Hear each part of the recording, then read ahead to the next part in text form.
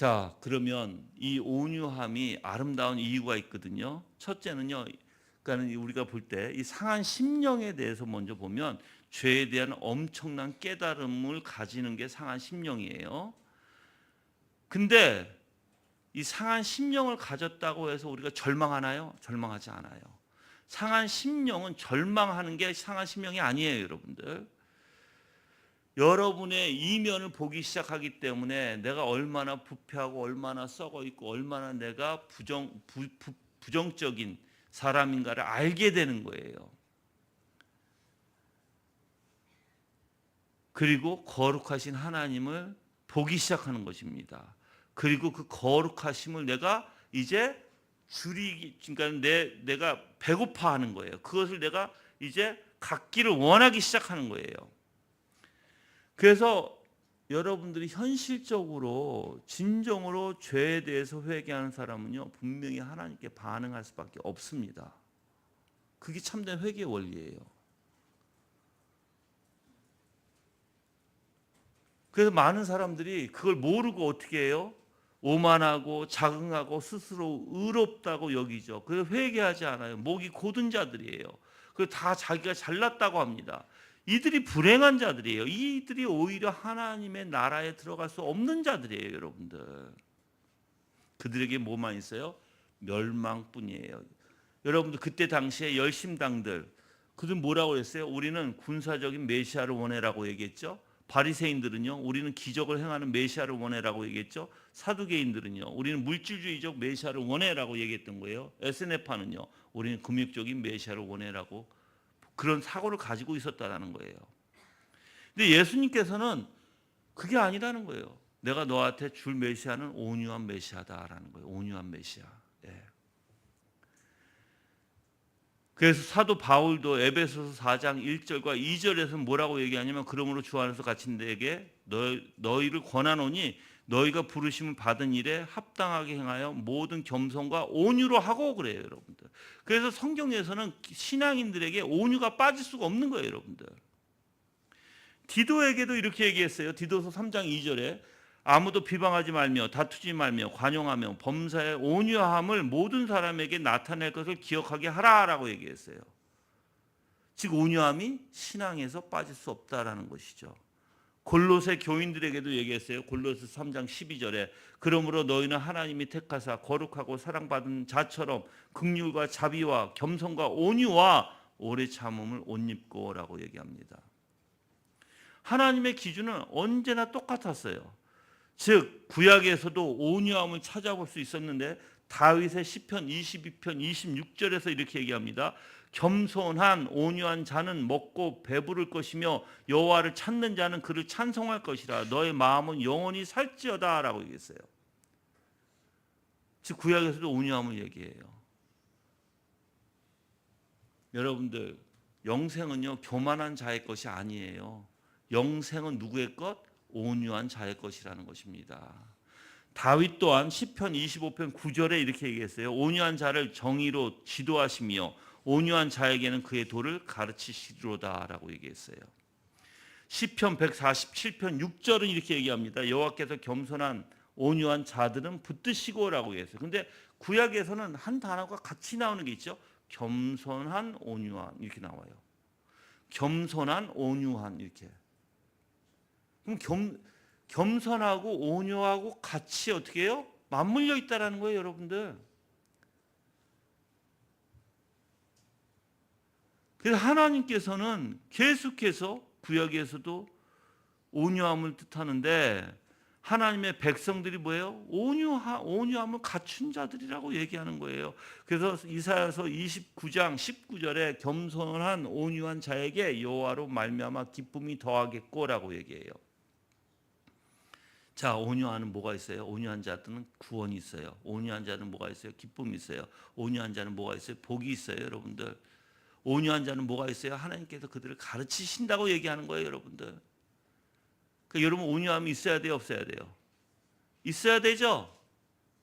자, 그러면 온유함에 대한 5가지의 문답, 제가 5가지를 질문을 통해서 여러분들에게 좀 알려드릴 텐데 첫 번째는요. 온유하다는 것이 실제로 무슨 뜻인가예요. 온유한 자들만이 행복하다면 온유함이 무엇인지 배워야 할 것이죠.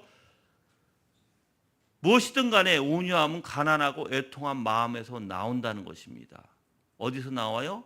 가난하고 애통한 마음에서 온유함이 나온다. 만약에 여러분들이 가난하고 애통함이 없으면 온유함이 나온다? 안 나온다? 절대 안 나온다. 있을 수가 없다.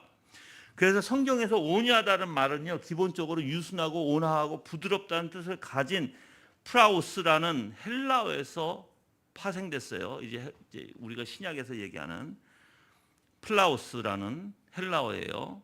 근데 온유한 사람은요, 온화하고 유순하고 다정하고 인내심 있고 순종적인 사람이라고 여러분이 다 생각할 거 아니에요, 그렇죠?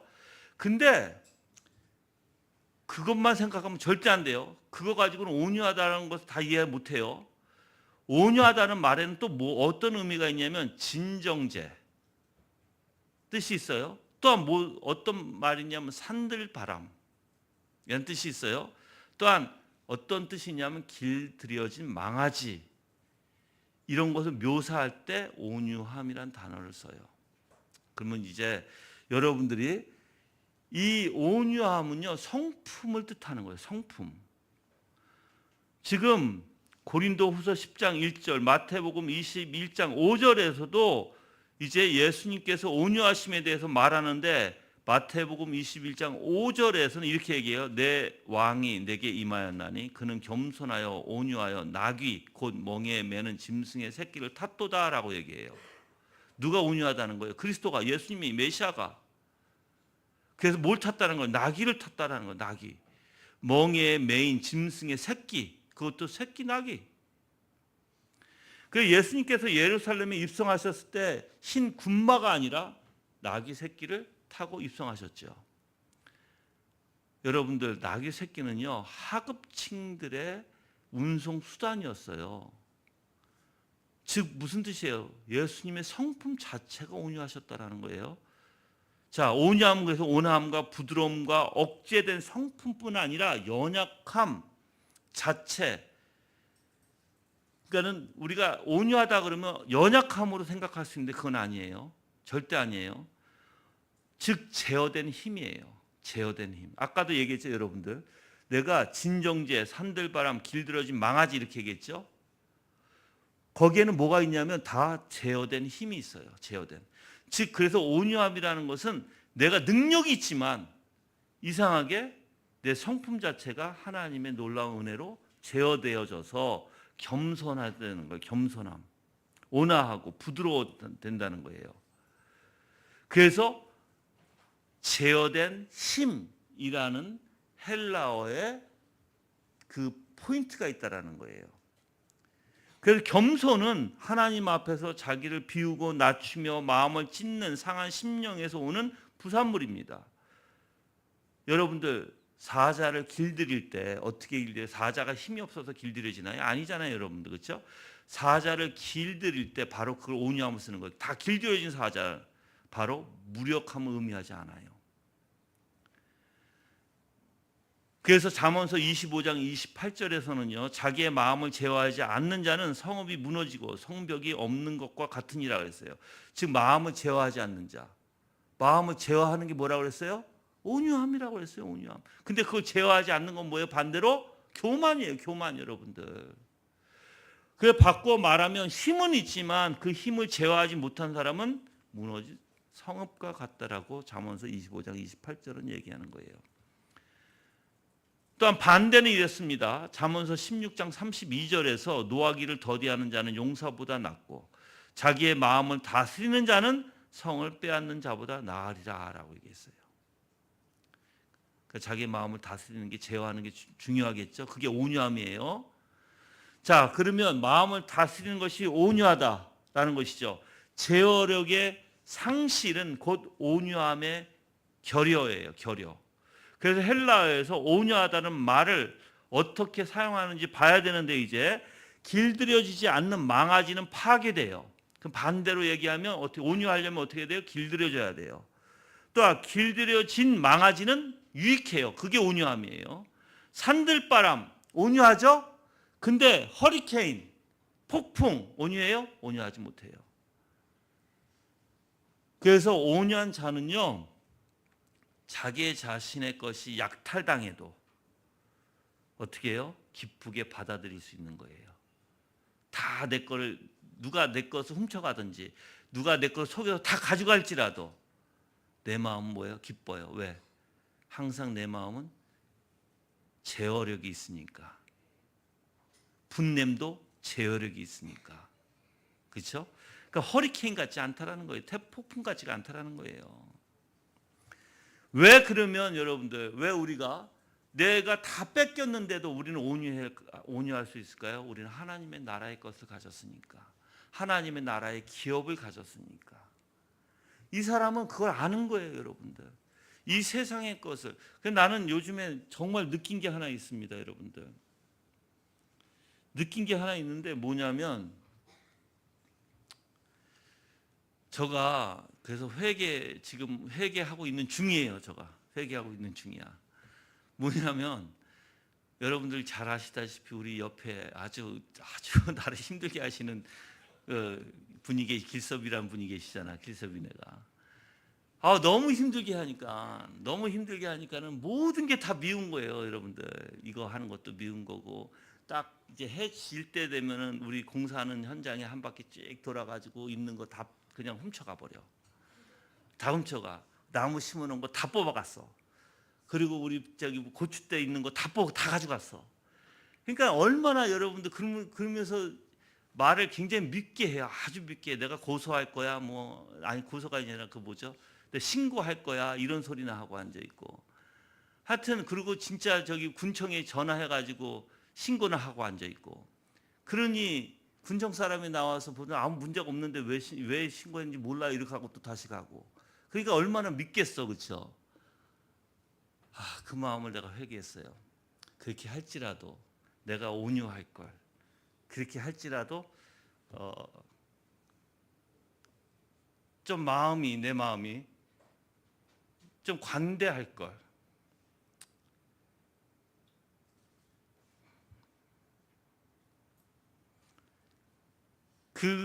그 마음은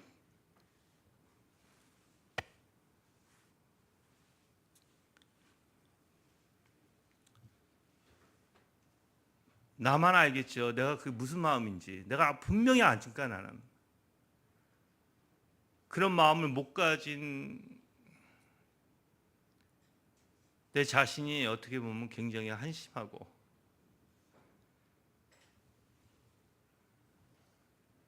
하나님 앞에 죄송하고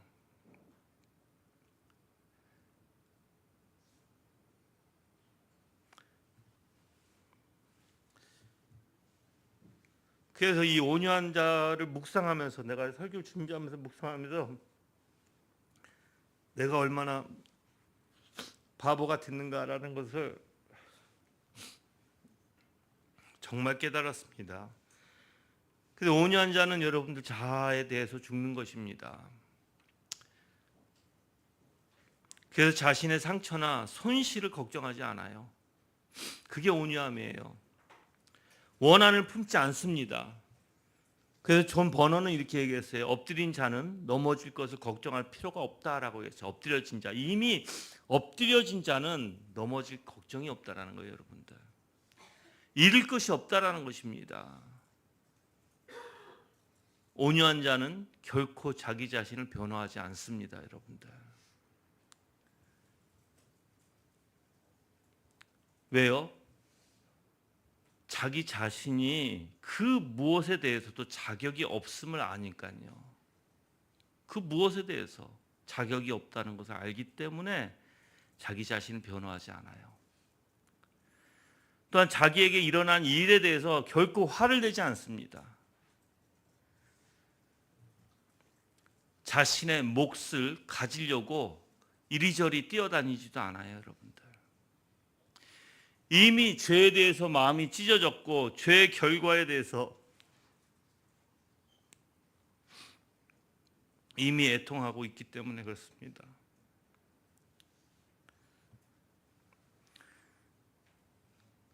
그리고 자신의 칭찬을 어떤 것도 받지 않아요, 여러분들. 하나님 앞에 그냥 겸허히 엎드릴 뿐이에요. 그게 온유함이에요, 여러분들. 근데 이 온유함은 비겁함도 아니고 결여된 자신감도 아닙니다. 온유함은 그냥 인간적인 친절함도 아니에요, 여러분들.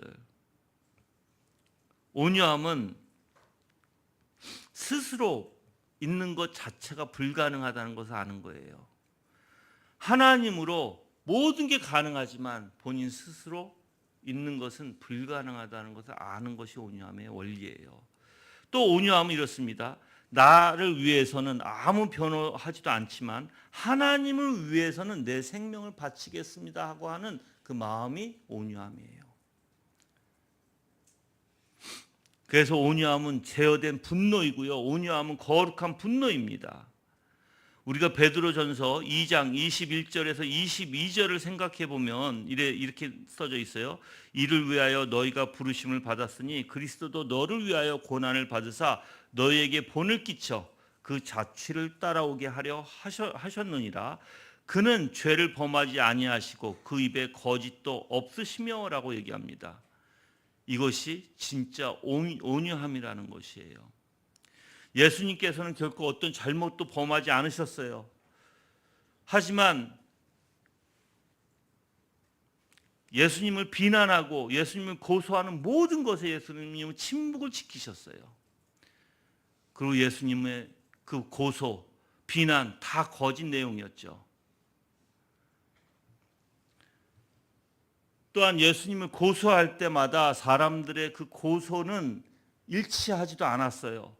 비방할 때마다 다들 그 사람들이 잘못된 것이지 예수님이 잘못된 게 아닙니다.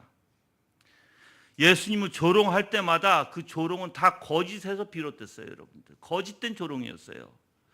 그래서 베드로 전서 2장 23절에서는 이렇게 얘기해요. 욕을 당하시되 맞대어 욕하지 아니하시고 고난을 당하시되 위협하지 아니하시고 오직 공의로 심판하시는 이에게 부탁하시며라고 얘기합니다. 이것이 온유함이라는 거예요.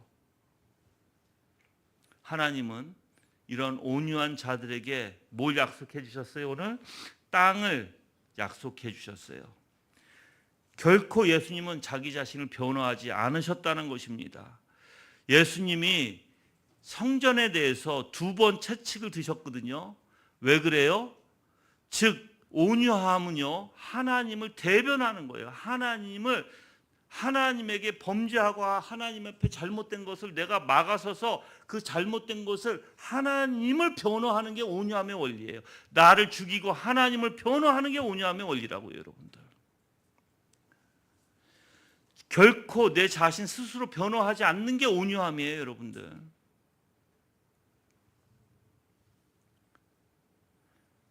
그래서 예수님께서 단호하게 선포하시고 단호하게 성전 정화를 2번 하셨던 것입니다.